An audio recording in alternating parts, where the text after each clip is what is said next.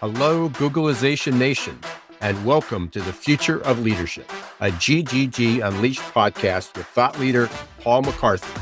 I'm Ira Wolf. And I'm Jason Cochran.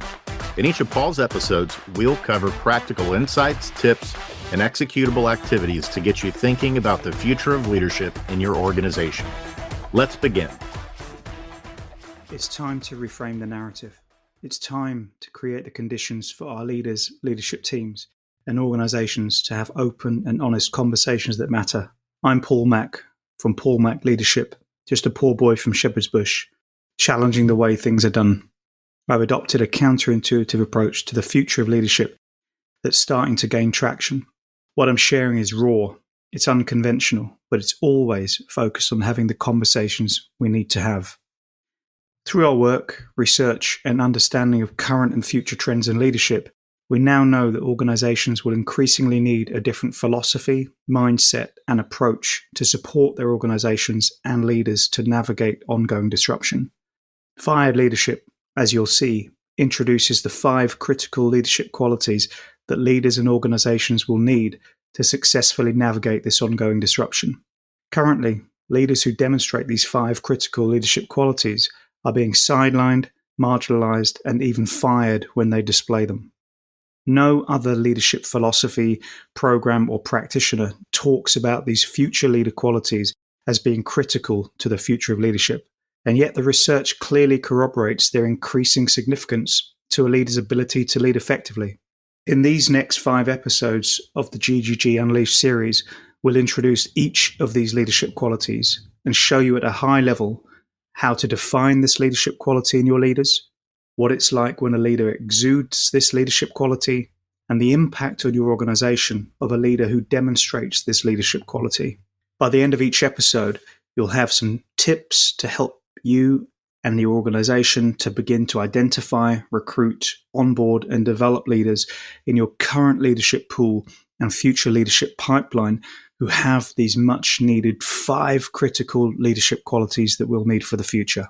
Today, we're going to talk about the role, value, and impact of a leader who is real and accountable. I call these accountables. I was sitting in a coffee shop in 2018 with a friend about why I was considering writing a book. She asked me, "Why do you think you've been fired 4 times, Paul, from 4 different executive leadership roles?" My instant reply, "It's because I practice what I preach." Now, I wouldn't know this at the time, though this congruence of practicing what one preaches became the hallmark of what being a real and accountable leader is. At Fired Leadership, as I said, we call this accountable. And accountable does what they say they will do. What you see is what you'll get. It's that simple. No fancy explanation needed. They disregard dysfunctional and outdated cultural, organizational, and leadership norms. And above all, they refuse to wear a professional mask. More on that later. An example from my own leadership experience of being an accountable. As you know from my story, I've gone through some time-consuming, expensive, and contrived multi-stage recruitment processes with lots of global consulting firms that I've worked at. I demonstrated all of the fired leadership qualities throughout these recruitment processes, communicated my leadership philosophy, and made it abundantly clear what kind of leader they would be hiring. Specifically in terms of being an accountable, I clarified that I would show up as a whole human being, one without a mask. I stressed that I didn't play games and I would have open conversations with my direct reports. I also said that if they didn't like that approach, we could end the recruitment process there and then. No hard feelings. Each person I spoke with nodded along, reiterating that that's what they wanted in a leader.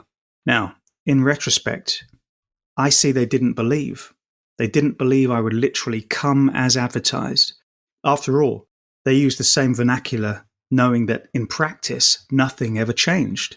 They knew they were not being honest when they spoke. Why should they believe I was?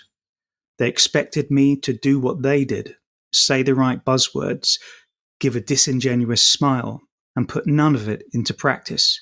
As you know from my story, it took only 3 months for me to run afoul of that reality. My story echoes much of what happened with the ousted CEO of Airbus back in 2006. You may or may not remember the name Christian Streif.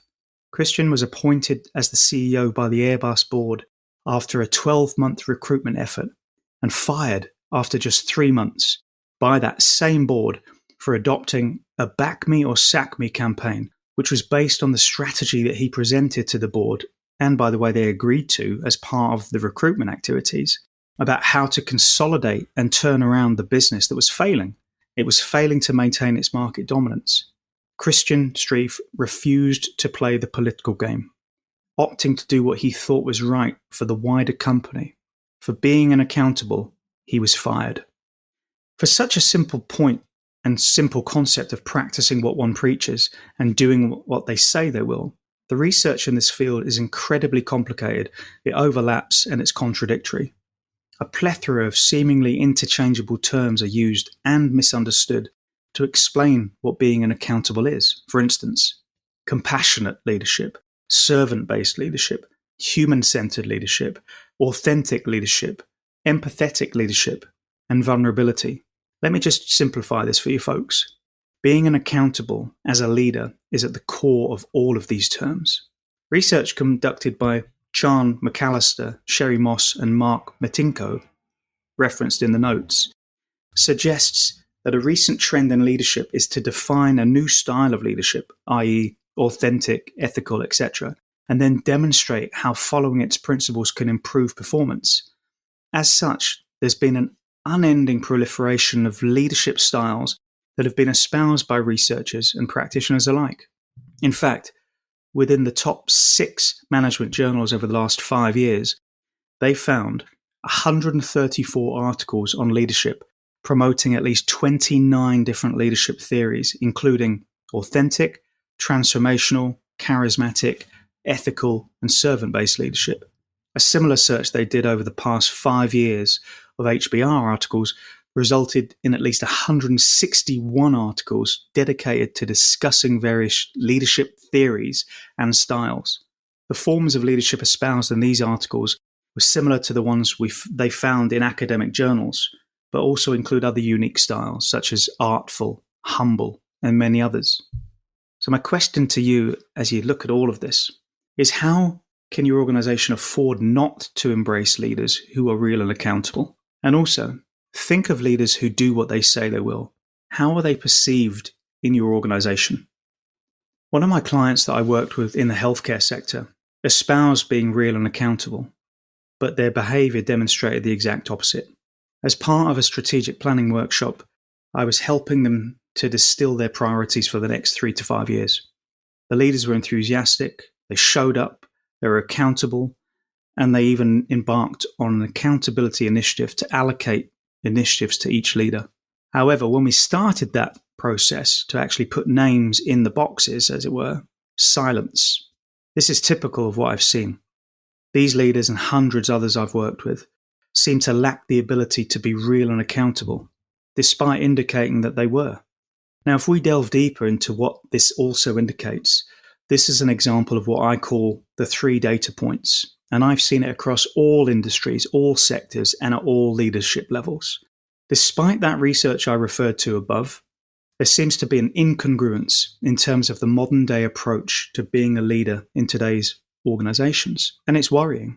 For instance, the first data point, we've all seen the one-page statements that sit on the wall, developed by me, others like me, that talk about congruence, accountability, and being real and leading with integrity.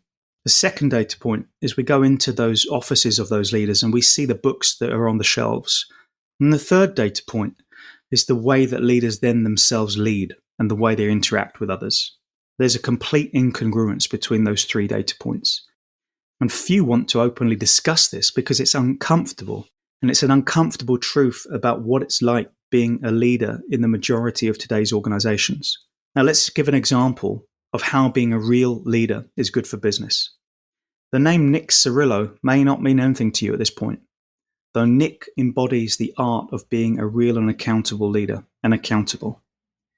A restaurant expansion into a new location rendered Nick unable to meet payroll. So against the advice of everyone, including bankers, advisors, and family, he wrote an open and public letter on the restaurant's website titled An Uncertain Future. In it, he outlined the current predicament his role in it, his ownership of that, and he demonstrated complete transparency, humility, and he demonstrated what I would call a leader who was real and accountable to the outcome. And the outcome was that the restaurant survived and thrived. Think about that, folks. Being real is really good for business. Still not convinced that we need leaders who turn up as being real? Well, consider the mounting research on the future of work trends and why our approach to the future of leadership must evolve.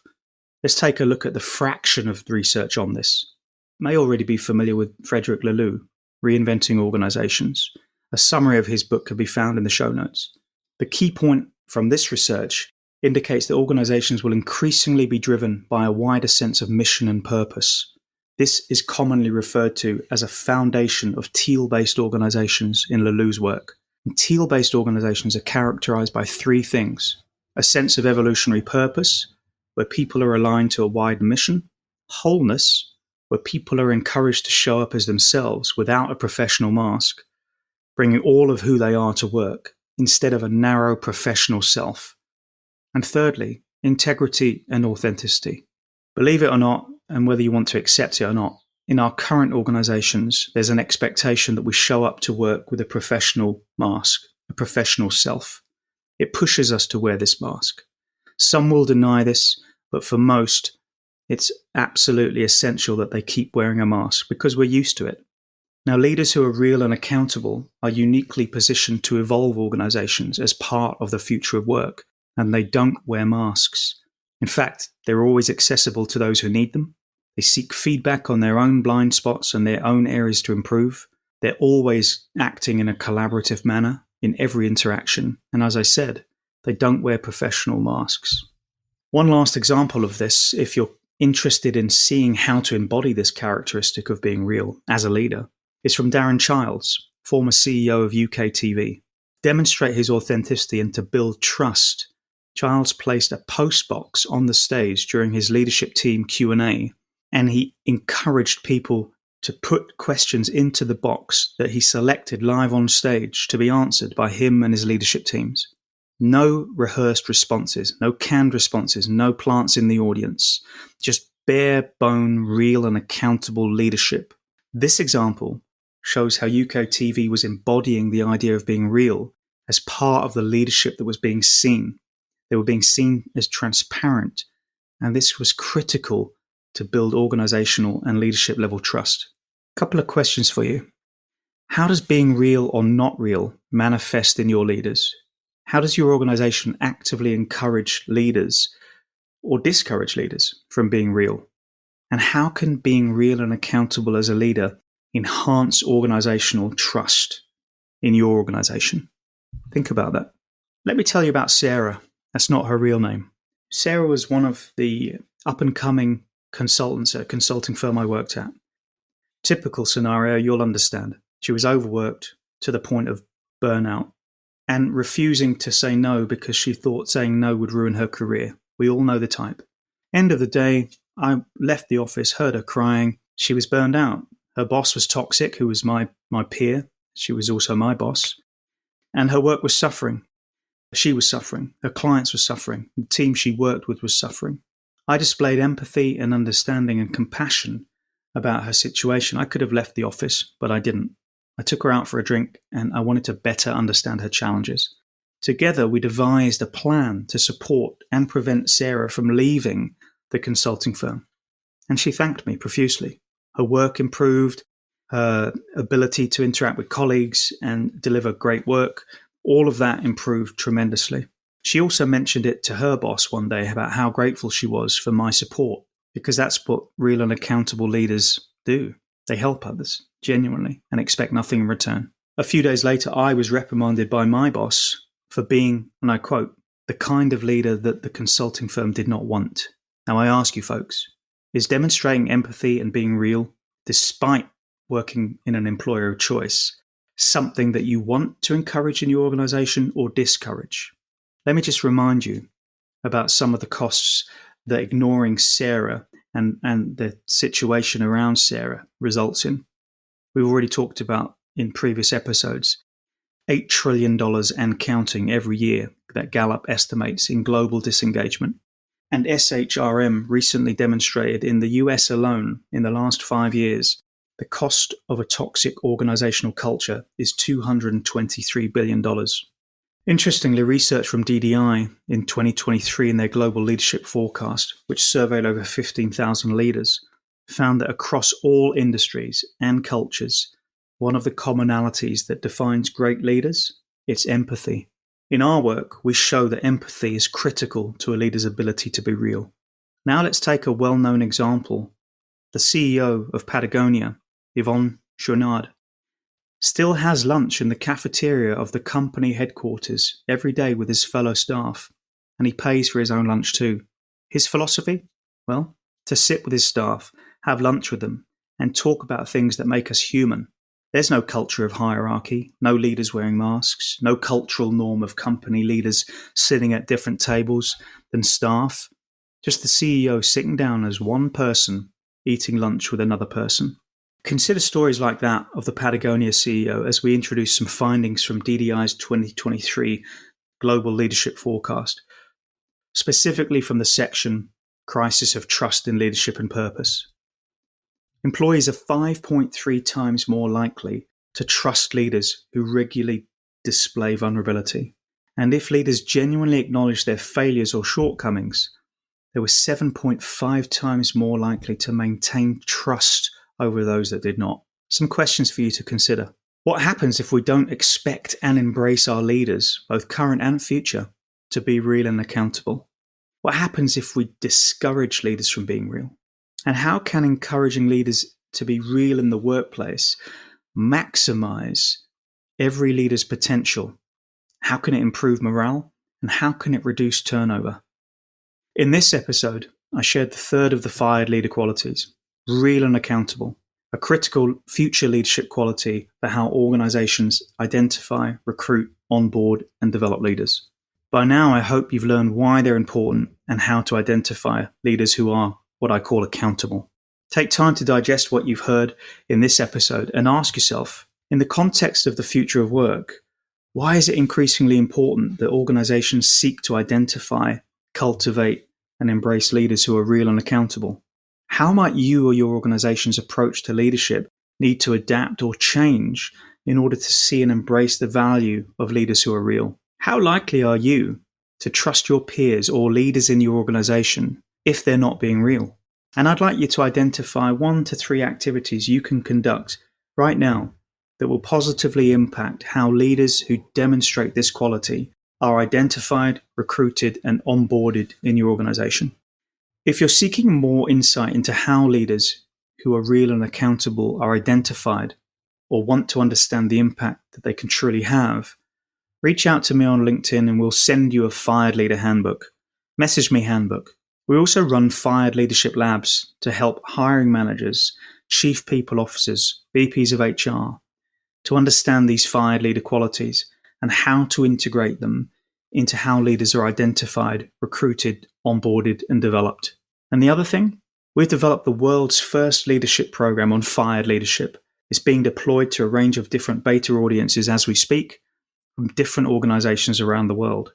And if you'd like to be part of this beta audience, find me on LinkedIn and message me to start a conversation.